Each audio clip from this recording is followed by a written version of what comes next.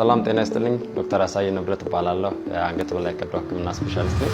ዛሬ የጆሮ ታምቡር ክፍተት እንዴት እንደሚስተካከል እነግራችኋለሁ የጆሮ ታምቡር ክፍተት ወይም ደግሞ ኤር ድረም ፐርፎሬሽን በተለያየ ምክንያት ይመጣል በተለይ ከልጅነት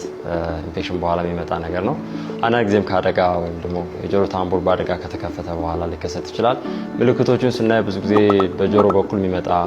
ፈሳሽ ወይም መግል የመስማት መቀነስና አንዳንዴ ደግሞ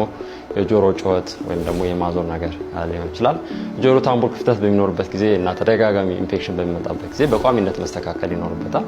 ይህም የጆሮ ታምቡሩን በሰርጀሪ ወይም በቀዶ ጥገና በማስተካከል ቋሚ የሆነ መፍትሄ እንዲኖረው ማድረግ ይቻላል ከሰርጀሪ አይነቶች አንዱ በኢንዶስኮፒ የታገዘ የጆሮ ታምቡር ቀዶ ጥገና ወይም ደግሞ ኢንዶስኮፒክ ቲምፓኖፕላስቲ ይባላል ይህም በተፈጥሮ ቀዳዳ በመግባት የጆሮ ታምቡሩንና መሀለኛው ጆሮ ክፍል የጎደሉ አጥንቶችን